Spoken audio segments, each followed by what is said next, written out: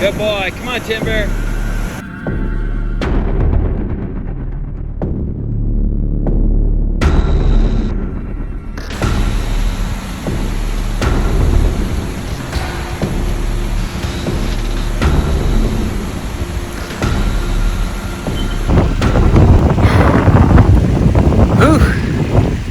Out of breath. That was a big ass climb. We are almost there. Can't wait to share it with you.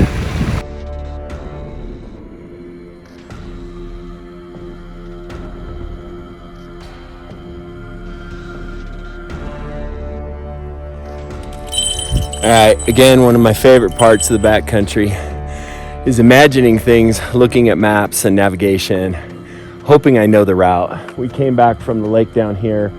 You can still slightly see it. And we thought this was a flow-through route in this kind of country.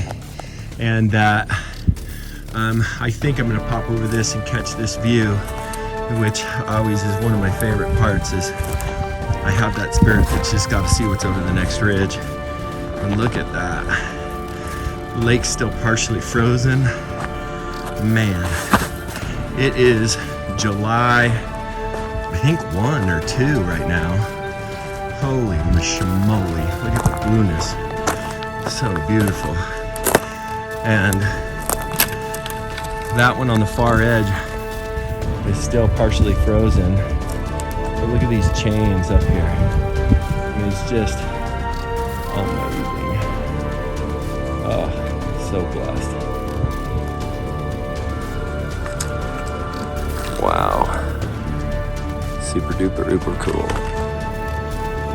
So for those of you wondering what camp life is like, it's like a yard sale up here, because it's not like we bring in this organizational, system. So everything kind of just lays out on the ground. I do have, boxes and systems and things like that when I'm in longer range camps. This is one of the organizational things I use for spices and, things that I need, like what's in here is spices, water purification, anti-inflammatories, batteries for units, toothbrush, deodorant, elk calls, lantern.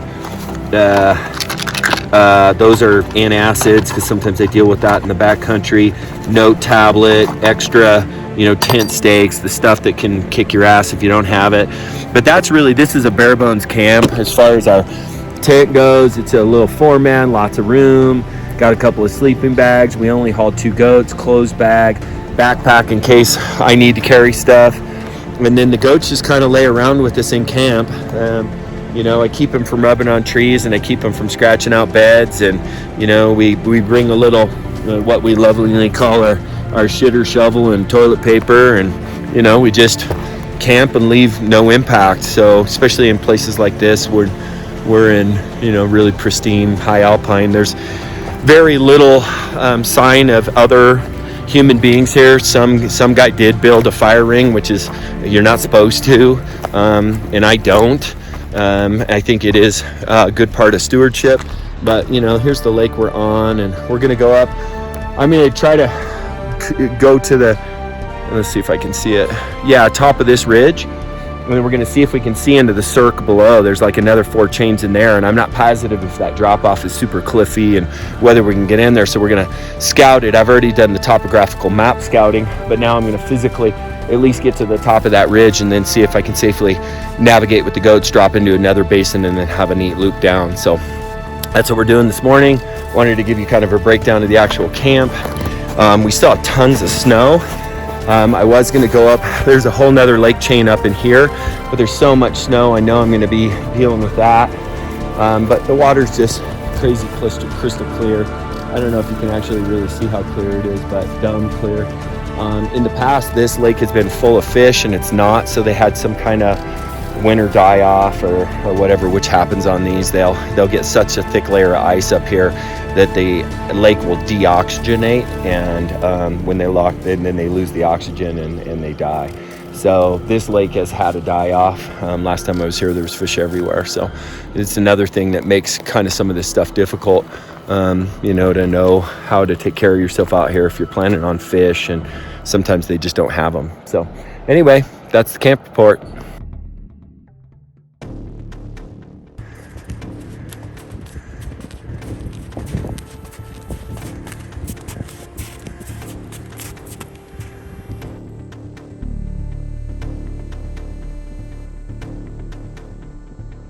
So awesome people doing awesome things, which ain't me, is this. So some dude packed in skis. We're 7 miles in, 3,000 feet in game, and then skied this little glacial strip right here. He started, it's hard to do backwards. He started right there. I can see tracks, skied down. This is way in. I mean, that is a serious badass that earned his turns right there.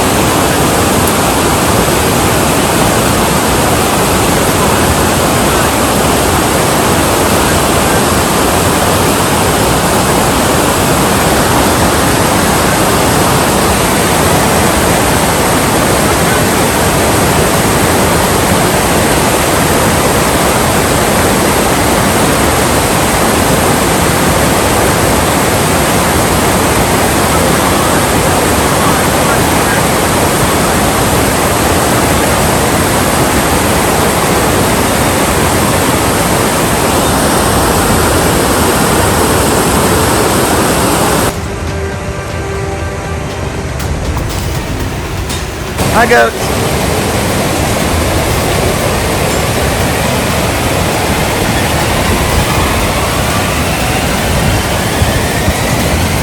Good boy.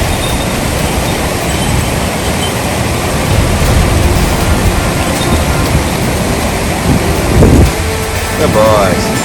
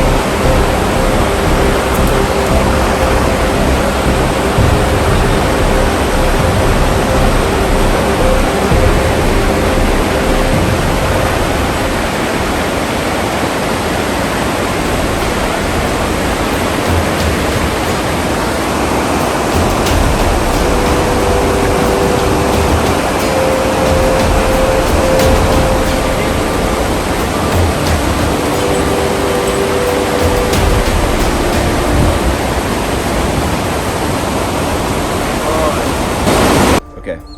So we just went across that trail. You saw timber literally stand in the middle of the river for a while. These are our hardcore panniers. And I've never seen a goat stand in water with those things submerged. And so I just want to see how they did, see if anything got wet in here. So that's on the bottom. This is a pillow. Yeah, it got a little damp, but it's certainly not wet or saturated. That's not wet at all. And yep, that one got a little damp too. So not 100%, but any other pannier would have certainly not been able to withstand that. Let me kind of check the other one too out of curiosity. We build these to be water resistant, super durable, and they are that.